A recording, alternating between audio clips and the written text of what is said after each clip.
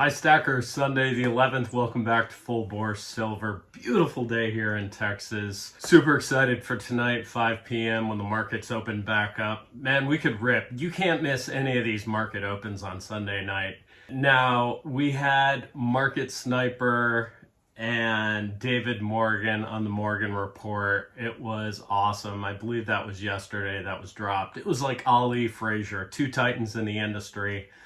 They were going back and forth. They weren't fighting. They pretty much agreed on everything. But it was great to see. And, Market Sniper Francis Hunt was talking a little bit about some of the silver experts predicting a retrace to 50, like Don Durrett, Gareth Soloway. And Market Sniper said it's not retracing to 50. Even if theoretically it was going to happen, in my opinion, it's irrelevant. You're not going to buy silver at 50 ever again, probably. The premiums won't reflect it. There are millions of people in line waiting for a retracement, and there's no physical available. I was on findbullionprices.com last night. I went through 10 different websites for first-time buyer deals. 9 out of the 10 were sold out. I was able to jump on Monument Metals and buy 5 ounces at spot, which I recommended to our lovely listener, Nicole, who's trying to stack a little bit. People are in different stages. Some of us have been stacking for a while, and some of y'all have been stacking for decades. But some people are just getting started, and it's not too late. Silver is going to 3 digits, and it's going to do it soon. We don't even know what's going to happen tonight. But the COMEX fake paper prices are not reflective of the world market. There is a worldwide shortage. Industry, central banks, countries, retail around the world is desperate for silver. You look at some of these prices out of Dubai and London and Hong Kong, Tokyo, you're already in the 3 digits. One of the commenters said that all the coin shops in Fort Mill, South Carolina were full of silver. So I asked him to send me the names of those. Genuinely, I'm curious because I jump on the websites and I'd go buy if the prices were around spot. He hasn't responded to me, but I have learned a lot from different commenters, and I've, even emailed with really knowledgeable people like Ryan, who's given me tips on buying especially gold and using Walmart credit cards and such, smaller local coin shops in Florida. So there are workarounds. You do have to do research now. I mean, it's not like 2022, 2023 when people were relatively giving away silver. The market has completely changed, but I think we have a long way to go. And I also believe that other metals like copper and platinum are at the stage that silver was in 23, 24. So you might want to look into those a little bit. Francis Hunt also talked a bit about our favorite congressman, Debbie Wasserman Schultz. Last time I saw a face like that, it had a hook in it. And that is not an insult. I love fishing. I love fish. I'm an animal lover. But Debbie Wasserman Schultz, what an investor. There was an SEC filing that she had bought Hecla Mining over a year ago. And she cashed in on, 170% return. So wow, she was really ahead of the curve. But it turns out that she is on these congressional subcommittees that control energy, environmental, resource, supply chain. So, that's really good information to have. That's, a lot of foresight right there. Francis Hunt, Market Sniper, was also talking a little bit about Vladimir Zelensky's visit to South Africa. Now, Hunt, he's a South African, and when he was 10 years old, he was going into platinum mines on school trips.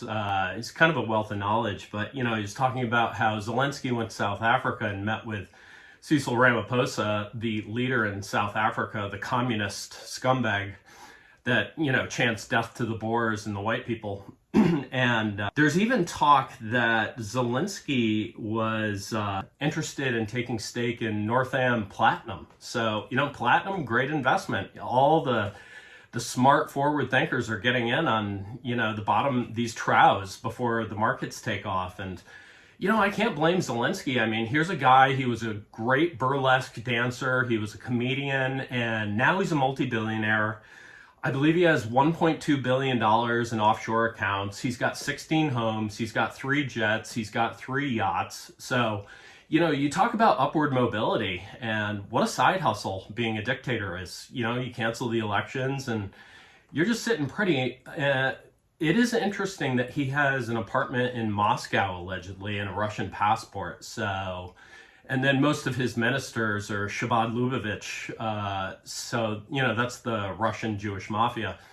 So very interesting carryover there, just to know where your tax dollars are going. But, I give him a lot of credit. He's investing in platinum, and, he's got that peripheral view. We are in a commodity bull cycle. So you got to track these things. Other congressional mining holdings I looked into. Several Congress people holding Barrick, Hecla, New Gold, Core Mining, Anglo Ashanti, Kencross, and Newmont. So yeah, you might want to do your due diligence on these companies. Looks like they're in for a boon here if we do truly enter this commodity bull cycle that I've been predicting. So keep an eye on that.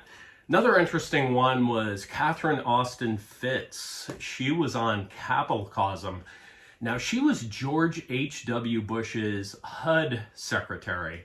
And you talk about going from being an insider to an outsider. They ran her out of the government, and then the DOJ sued the pants off her and took all her money and destroyed her businesses because she started to ask really uncomfortable questions like, how did the U.S. government lose $30 trillion? Also, why was Don Rumsfeld on the Talking Picture Box on September 10th talking about how the Pentagon had magically lost $3 trillion? And then the next day, a projectile-like object comes in 5 feet off the ground like this and hits the Pentagon budget office. So a lot of really uncomfortable questions being asked by her. That they didn't talk enough about silver or precious metals for me, but it was a kind of a good political macro overview and always entertaining to see her. The funniest takeaway line from that one, it was actually Danny Capitalcosm. They were talking a little bit about AI, and he said, one great thing about AI is it completely solved the environmental crisis. You never hear about the Green New Deal anymore. All you hear about now is AI. So if AI is good for anything, it solved the environmental crisis. You don't have to hear about it anymore. So that's really nice. I'm wearing my new King's Camo Elevation hoodie. I have no affiliation, no sponsorship. One of the commenters went on, used the military discount and grabbed it. This stuff is awesome. It's got the polygene technology, the silver iodide, so you don't stink when you sweat. Yesterday, we were upcycling pallets, old pallets. We were building new roost boxes for the chickens, for the coops. And I was sweating like a donkey yesterday, and I did not smell. I had my polygene on. So full endorsement here. It fits great. I think I look fairly handsome in it. You're not going to wear it to a wedding or anything like that. But, it's pretty good out in the field in Texas. So we're liking it. But yeah, we are super excited for tonight, 5 p.m. We are in multiple bull wedges on different time frames on silver. Like I said, this thing could rocket ship at any minute. It could pull back. There could be more COMEX price chicanery. But the world physical market is in a huge deficit. So let's see what happens this week. Keep an eye on that. Have a fantastic rest of your Sunday. We're going to be on this thing all week. Constant updates, tip of the spear. Like, subscribe, share, Full Bore Silver. Talk to you soon.